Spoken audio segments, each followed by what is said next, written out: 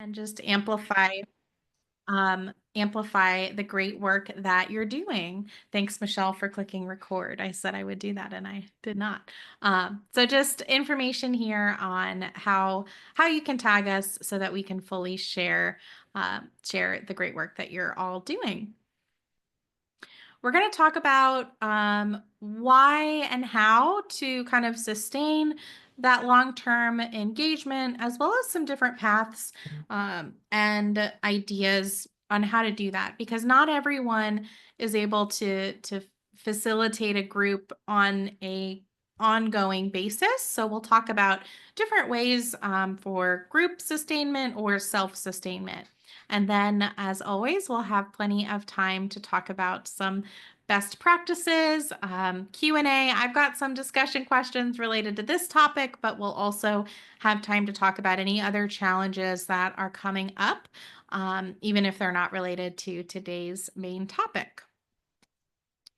So, why do we want to think about long-term engagement? What we've shown in the research and what we know is that participants often start noticing benefits around week 6 to 8. So, if we're doing short-term, 10 to 12 week sessions, we want to make sure that they keep up the exercises even after that initial time period ends. Sustaining those habits will increase the cognitive and emotional gains, and it's most effective when stronger memory is done as a long-term habit. GMU did a follow-up study with several of the participants who were in their initial pre and post test study.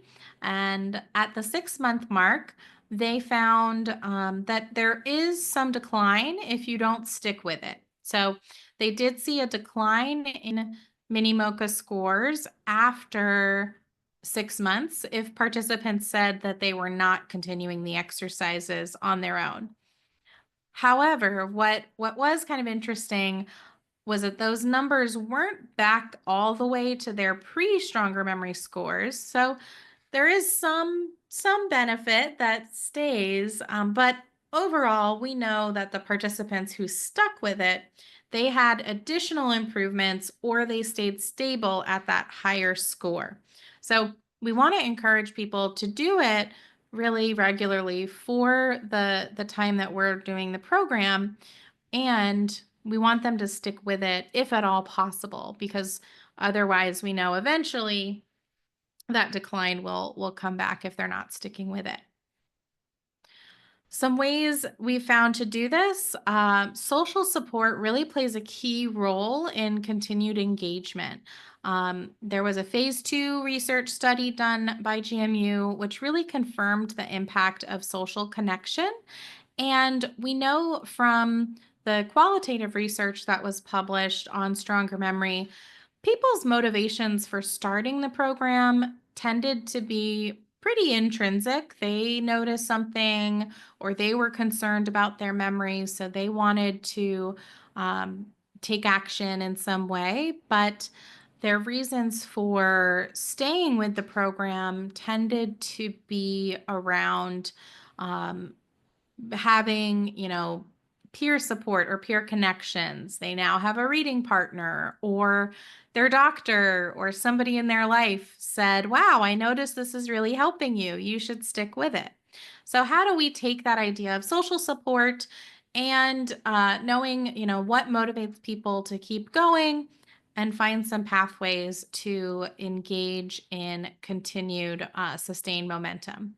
So there's a few ways to do this, and right now we're not focusing for this call. I'm not focusing a ton on the one way where you just run your stronger memory group for forever, because that can be one way. However, even when we've done that, I know, for example, Ellie leads a group on one of our campuses that's been running for over a year now, and it's a great group. I think some of the people who were in it when she first started that group are still there, but you will, when you have a continuous group like that, you're always going to have people coming in and out of the group over time. So, what are some ways to really empower people to continue their engagement um, outside of just a structured group, especially if we don't have the capacity to always be running a structured group? So it's kind of three paths for that.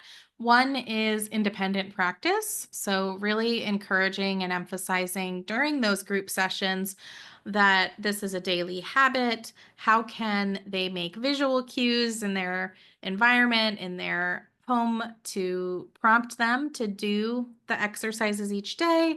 Um, or I love the sticker system with the memory packets that one of our facilitators does.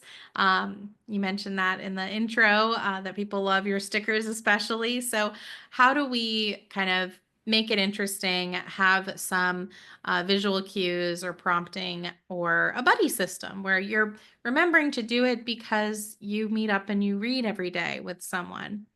That's one option. Another option is peer-led groups. So that could look like informal meetups or Zoom calls, shared writing prompts that people can share and discuss together, and just a ongoing group that's led by a volunteer or rotating through volunteers and peers rather than led by a formal facilitator after those initial weeks that you've done the program. And then another one is alumni reunions. So, doing quarterly gatherings or having speakers come every once in a while, doing memory games, having some fun events that are really marketed towards those alumni. And some specific ideas and tips, offer a reflection activity in week 12. And we're working on a revision to the Stronger Memory lesson plans that will have a nice ending week. So this says week 12, assuming you're doing a 12-week session, but it will have flexibility for you to do this lesson week 10 or week 16, depending on how many lessons you're doing. But offer some reflection on how will you continue. You can suggest accountability buddies for regular check-ins. I know a few participants who don't sit and do the exercises together, but they will call or text each other. Did my reading for the day? Did you?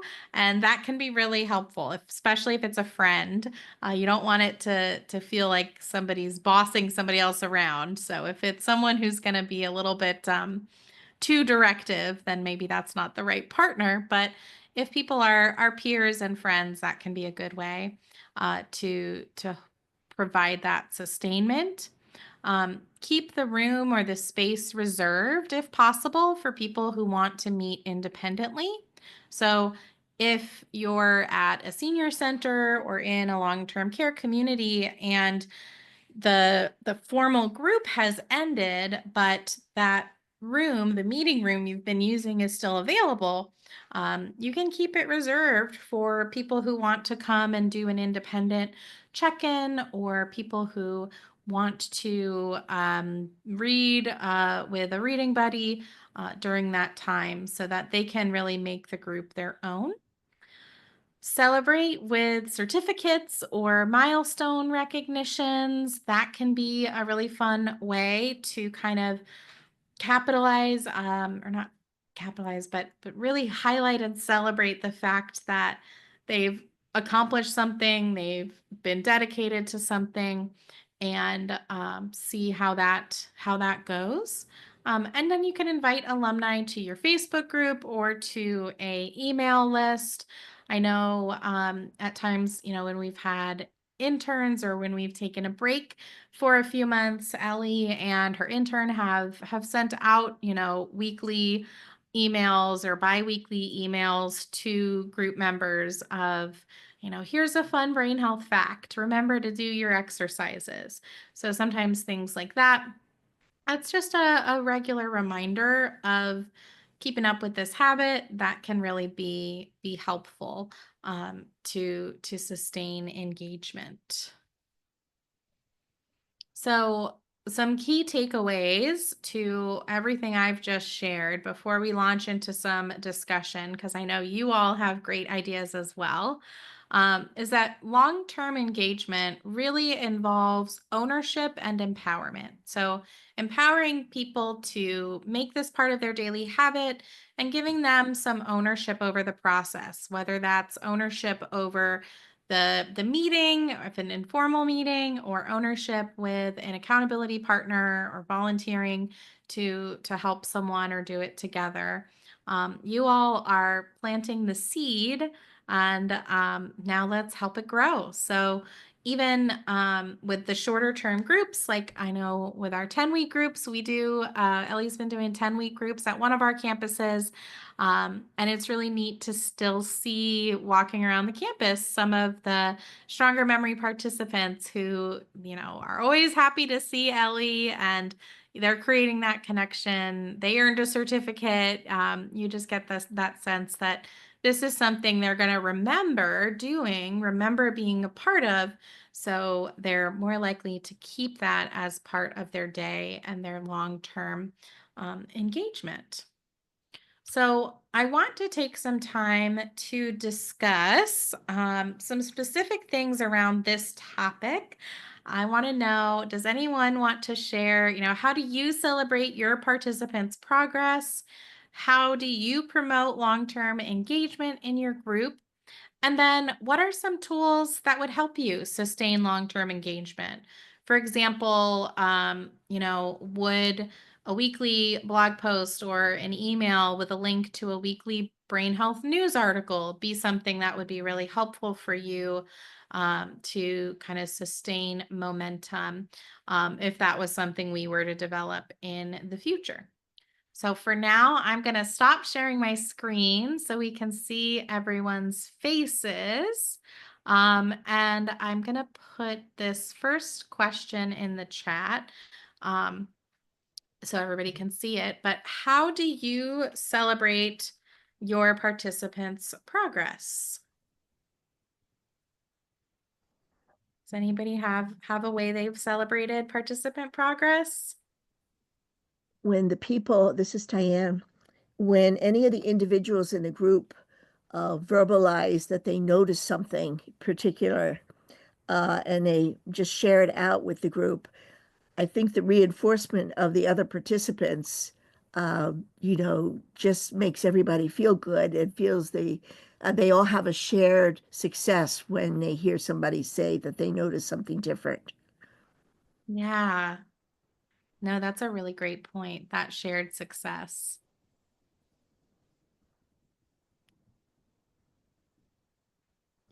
Sometimes people don't come out and say that they notice something in particular, but like somebody mentioned in the introductions, people saying that their writing is flowing a little bit more easily, that, the thoughts just come fluently without having to pause significantly during the writing for the 10 minutes writing.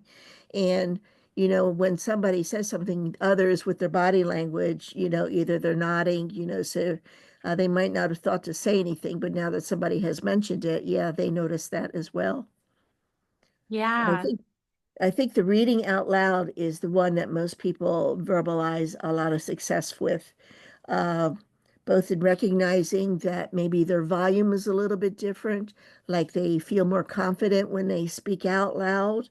And there's a couple in the group over the years that we have seen it. Other people have seen it. They themselves notice it, but others have noticed it as well. And just the fact that when they speak out loud, they recognize the fact that, especially with words that have multiple syllables, that they are taking the time to say the words correctly, as opposed to when they read it silently and they know what it means and all that, but they don't necessarily say the word. So it's reinforcing some good habits in that respect. Yeah, that's great. That's a really great example. And I think too, sometimes when people share what they're noticing about themselves, then it prompts others in the group to notice, oh, you know what? I realize I'm speaking a little bit louder too when I read. That's great. I saw in the chat too, Angela said they also do certificates at the end of 12 weeks and then acknowledge in the moment in the session, which is a great way to do it. Well, if anybody else has an answer to that one, feel free to jump in, but I'll also put our second question. Um, how how do you promote long-term engagement in your group? Okay, hi. Hi, As Susan. you know, I'm a big emailer. So, Yes. and I read a lot and I keep finding fascinating articles and there certainly is a lot of progress being made in terms of even science. But one of the best articles I thought was the New York Times article on memorizing poetry. And I thought that's so Yeah. good because you would speak it aloud. Part of the process of learning it, you would probably speak it aloud, you would probably write it down, and then just the act of memorizing poetry. So I was really impressed with that article. Maybe you can share it with the group because it sort of talks about doing it, and they gave a simple poem as one to memorize. Yeah, that's a great idea. And Susan, can you share a little bit because I know I get your emails. Can you just share a little bit with the group how you utilize emailing out those brain Okay, health articles with your group? so I send out articles that I find that are related rather than, they get the one from you, but in Mhm. addition, I find articles and I try to send out about 4 to 5 a week. Oh And I wow. sort of have to limit some of, the things that I find, like I have a list of others that I haven't sent out yet, but when there's an empty day, but um, I've gotten a lot of positive responses in terms of people saying, oh, it reminded them about stronger memory, or, oh, this was something they hadn't thought about. And so that kind of response means that they're reading the emails, which has information that's related to stronger memory or the brain or Alzheimer's or stuff like that. So I'm on a lot Yeah. of mailing lists. I get a lot of stuff and I try to share in moderation because I don't want to overwhelm them. And that's something to think about too. Yeah. Yeah, I think it's really a neat way to kind of engage and remind people. And I don't know if when you send it, I don't know if I'm just on if we're on your regular mailing list or if you send it separately to us, but I know it's not like there's a lot of text to read. It's usually just a quick note that says, take a look at this article. And so I think you've really done a great job of making it easy, hopefully, on yourself, but also, yeah, it's a Yeah. great way to remind people to do stronger memory without um, being Without, too pushy. pushing Yes, them. Right. poking them. Yes, Right. exactly. Yeah, I And I see think Annie. when they read those articles, it's just like, oh, maybe I really should be doing a Right. little more. So hopefully that's Yes. going to be the result. Yes, absolutely. Annie, I see your hand up. Yeah, I had a question for Susan. When you were sending out those articles, I have come across a lot as well that I find like, oh, I want to share this. Sometimes I run into a problem of a paywall Mhm. where I can send the link, but they can't get access to it because they're not a subscribed member to some news report or article. Right. Yes, that's always an issue. And sometimes if you Google the article, you can find it without a paywall. Like sometimes the person who wrote the article has their own page of their writings, and you can get it that way. I subscribe to the New York Times, so I get 10 free articles, and I have the New Yorker and I have the Atlantic. But some of with the paywalls, what I have found now, and I go back and forth with this, Apple has a system of their own news site, and they have connections with a lot of places there are articles. So I sort of join Apple every month for free, and then I'll stop at the end of the month. And then, of course, in 2 weeks, I'll see another great article that I want to share. And so I may go back. Sometimes I make myself wait because I don't want Apple to think that all I do is get their free articles. But that is a very good way to get free articles, is to take Apple News for 1 month at a time. And you just have to remember to end it at the end of the month. I just put it on the calendar, and I always end it 2 days before just to be safe. But it's a really good resource because the list of places that you then have access to sharing articles from expands. Mm.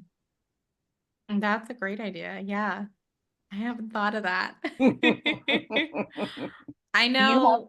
Do you have to download the article? Because that's the thing, is I can see it, but then if I send the link, they'll No, go, you can send the link from Apple, oh, from Apple. Okay. from Apple News.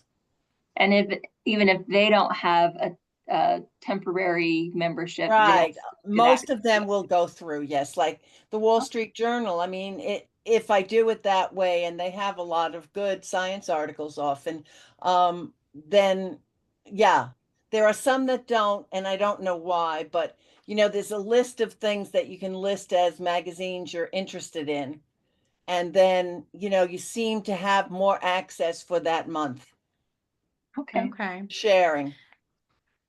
And I know sometimes it gets a little tricky in terms of copyright, but one thing we do internally, and we're working on finding better ways to share than the Google Drive, because the Google Drive, I know not everybody can access, especially it seems like any government, no matter what the state government centers don't really like letting their employees get on a Google Drive.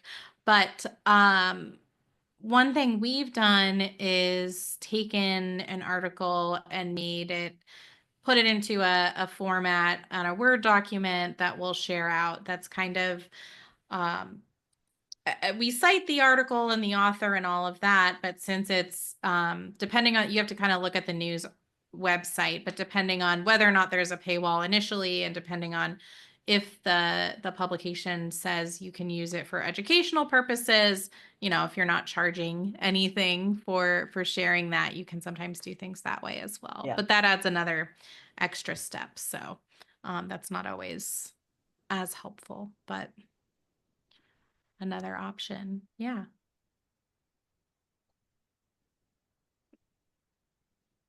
Also, I want to mention, I went to a talk by this PhD named Paul Zak, and he has several books out, and he has just published a book called The Little Book of Happiness. His name is Paul J. Zak, Z-A-K.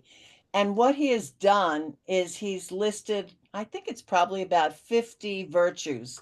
And there's like a weekly kind of thing where you kind of look at trying to do that virtue, and there's a place for you to write down notes about how it goes and stuff like that. And I think it's a very worthwhile book. And I think some of the virtues also could be then developed into a stronger memory class too.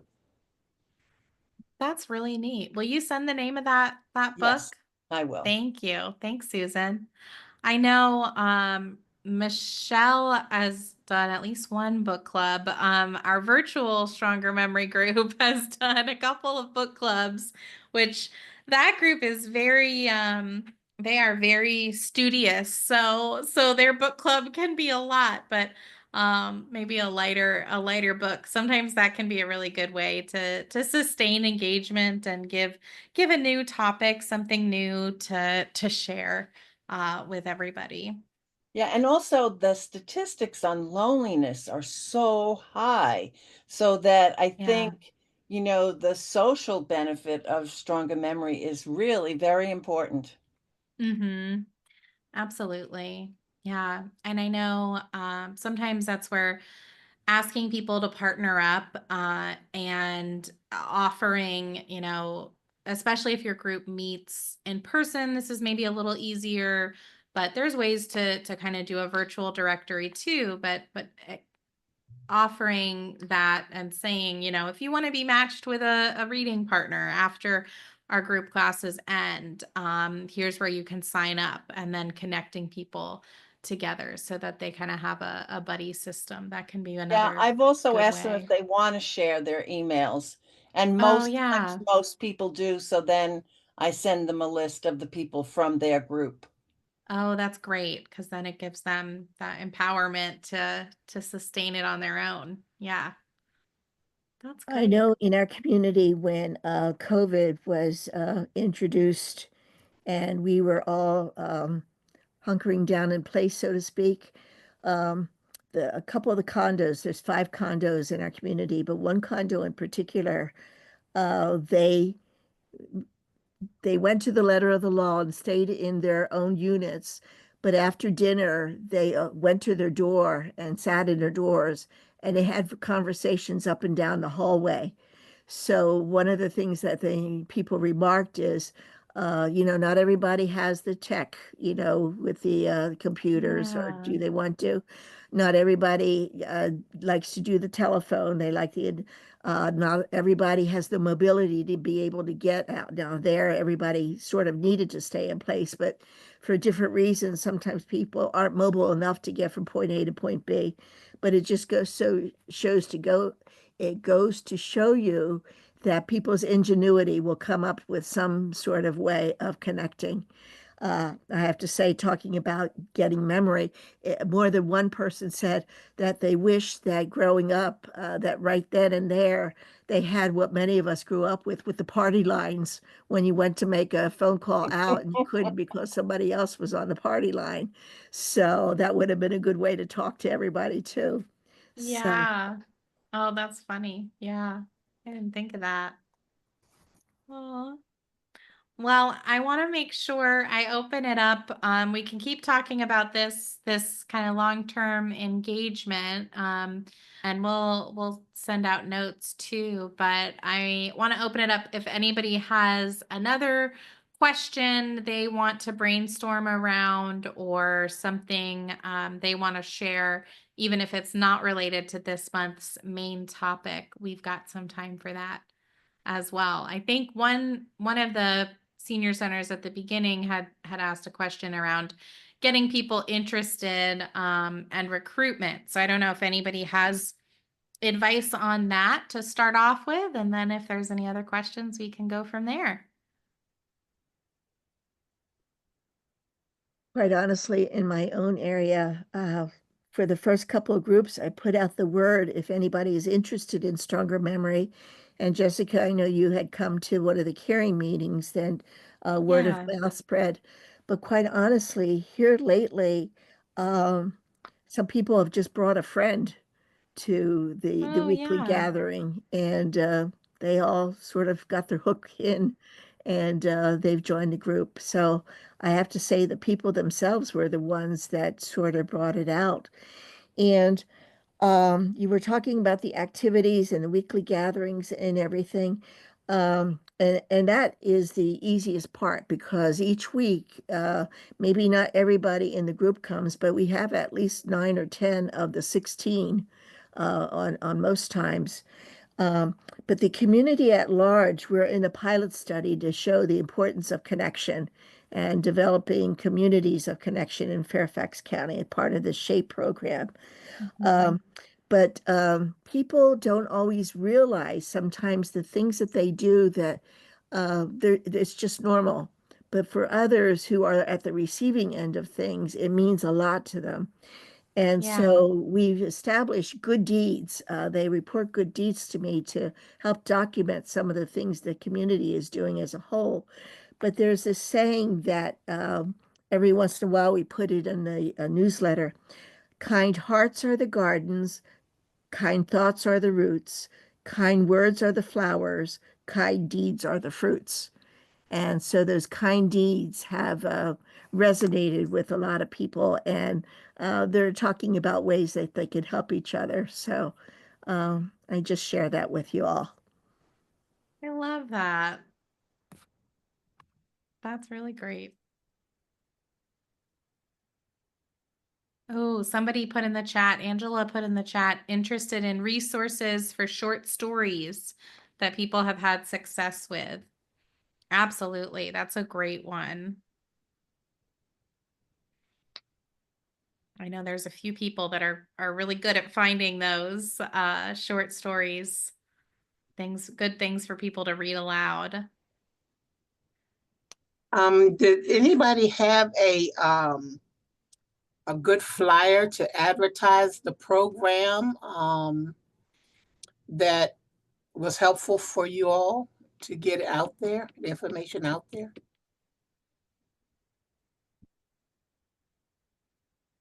I've made flyers. They're not necessarily using the Stronger Memory logo. It's more of a county one, but yeah, I just created one that shows starting this time, but then the way we set it up, it's a 10-week. I'm one of those 10-week workshop locations, but I'd be happy to share with you that just template so that you can start from there if that helps. Okay, I'll put my email address in the chat if that works. That'd be Yeah, great. that's great. Okay.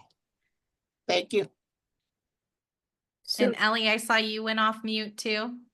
Yeah, I mean we have a few, I mean they're more Goodwin Living specific, but we have some more stronger memory specific flyers that we've used, and we can certainly share those. Um at one of our campuses we're doing the 10 weeks, and then the other campuses we're doing kind of an ongoing. So they're a little different, but could be inspiration. And I'm not necessarily a marketing um person. That's not my forte. So also if anyone has any ideas or suggestions, I'm always down. Um, but I was just gonna also go back to the recruitment question, if that's okay. Is Yeah. that, even on like our Goodwin Living campuses, we have struggled with that. We took a little bit of a break, and then when I joined the team, we started them back up a little more consistently. Um, and definitely, I'll say at one of our campuses, it took me, I'm going to say probably a good 3 months at least to really get people to really start engaging and really interested in the program. And like I was always putting advertisements in our newsletters and getting it out and everything. But again, I think it takes time, and definitely that word of mouth.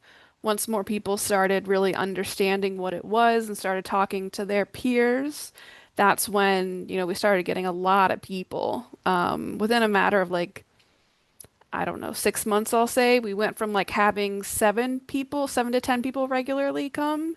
We went to like almost having almost 30 people. Which Yeah. I was so excited because I remember at the beginning I was like, Jess, no one's coming. I don't know if they like this. But it definitely just takes time and patience, and um, definitely I think that word of mouth is the best absolutely. way to get it out.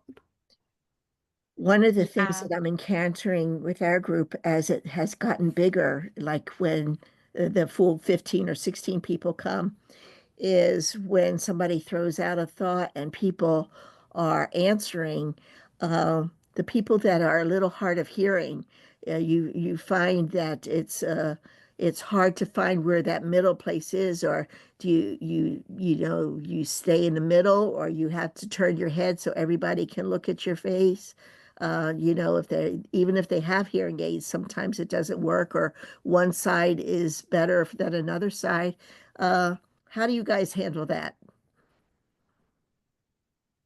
Well, as the teacher of the deaf, I learned quickly not to have people in rows, but really much more circles work better.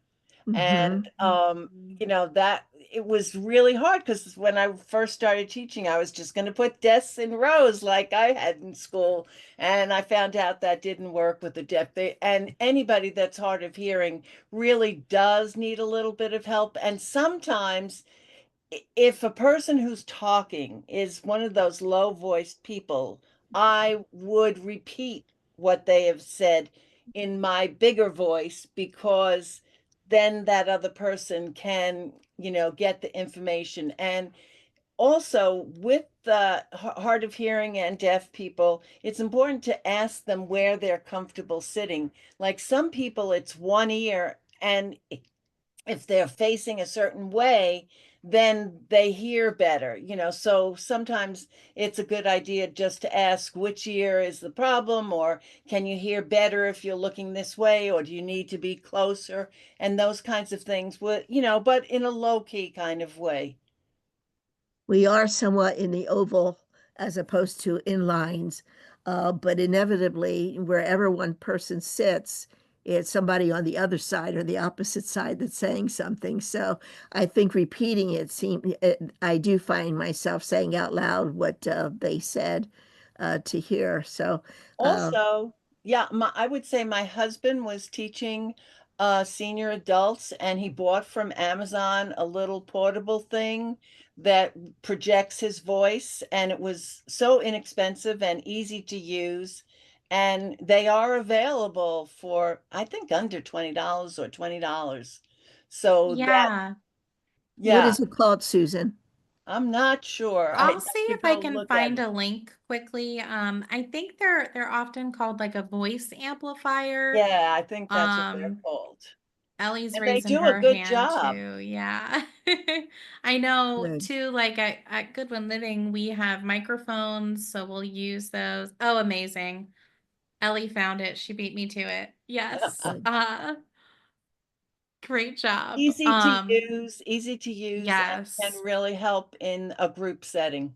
Good. Thank you. Yeah.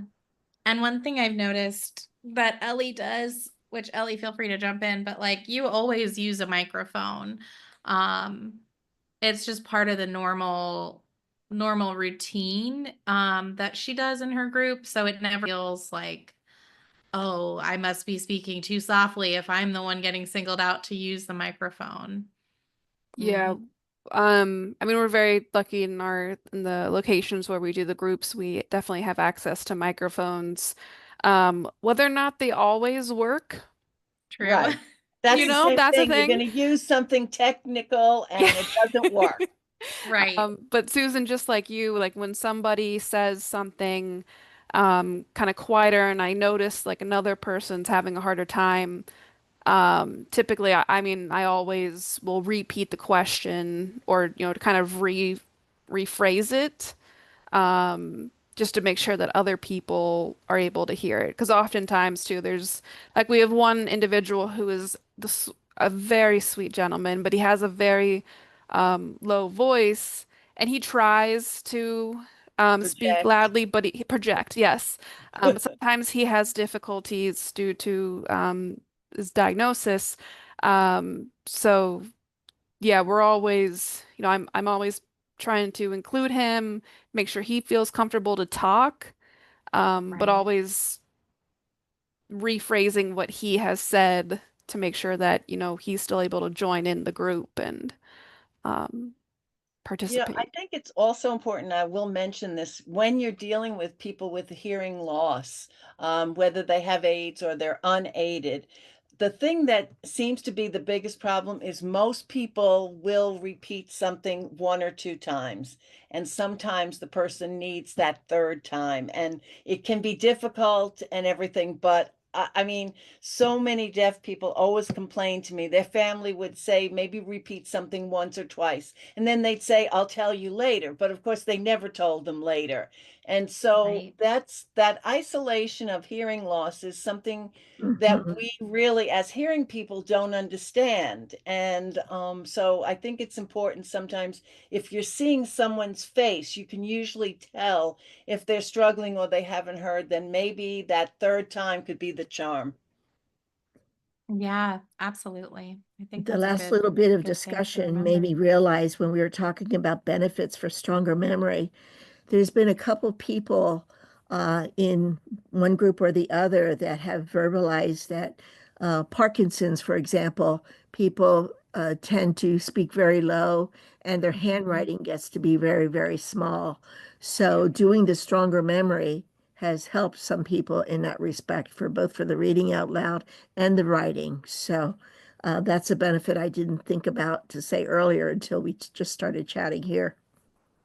Yeah, no, absolutely. That's absolutely true. And I think people notice that their handwriting gets better or their writing ability gets better. I know at our in our memory care neighborhood at one of our campuses, we have a memory care coordinator who helps engage residents, and her name's Eva. She's fantastic. And Eva, since she started about 8 months ago, it's a new role.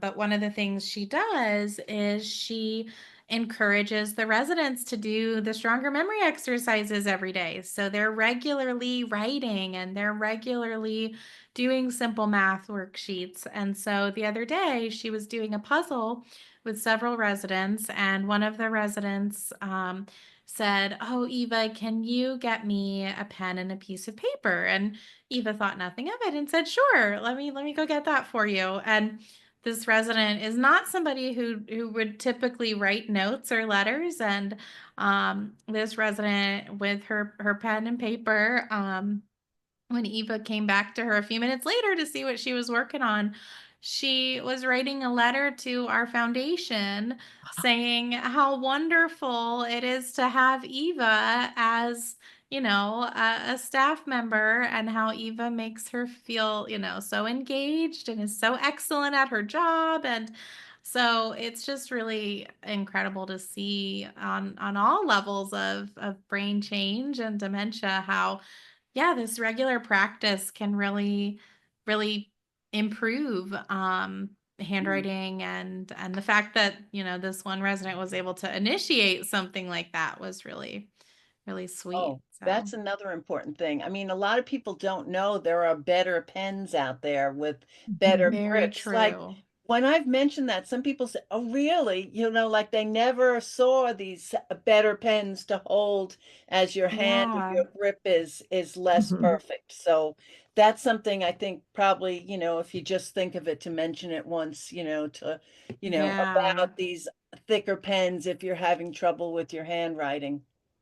Yeah, And absolutely. another person mentioned one time if you couldn't find a thicker pens, sometimes at the teacher stores, there's like a little triangle thing Yes, you can that put on a goes pencil onto the or pen that yeah. gives you a little better grip. Yes. Yes. And there's one, yeah, there's one I really like too. It's called, they're kind of short and thick. Mhm. But it can be really good if you have any kind of tremor or carpal tunnel, because you don't have Little to grip heavier it. pen. You are Yeah. looking for Dr. Grip. Dr. Dr. Grip. Dr. Okay. Grip are the best ones for All Okay. carpal right. tunnel. Thank They are you. not cheap, but they are But they work. fabulous and That's they work. great. There's one that's a Okay. little bigger barrel for our friends with Parkinson's, that I Mm-hmm. cannot remember the name of off the top of my head, but you can get Dr. Grip at, oh, let's say Staples. Okay. Hmm. That's great. Thank you. Amazing. Oh, yes, I just found some. Dr. Grip by Pilot. Amazing. I have to say that, it just tickles me to see how the group has responded to each other and has sort of gotten those connections and everything. So you all at Stronger Memory have got to have such full hearts when you hear everybody talk about how this program has expanded all over the place and the benefits that people verbalized. It's just really so cool. It is. It really is. It definitely makes my job makes all the hard work worth it. Makes me very happy to be able to do what Mhm. I get to do every day. Yeah. If you enjoy what you do every day, it's never work. Yep, absolutely. Or at least when it is work, it feels good. Mhm. Well, thank you, everybody. That is all the time we've got for today. But thanks so much. If you ever have any topic ideas, feel free to write in and let us know. We've got lots of exciting things coming up, and I know you all are working on amazing things as well. So keep up the great work, and we'll send the notes and the recording out. And please be in touch.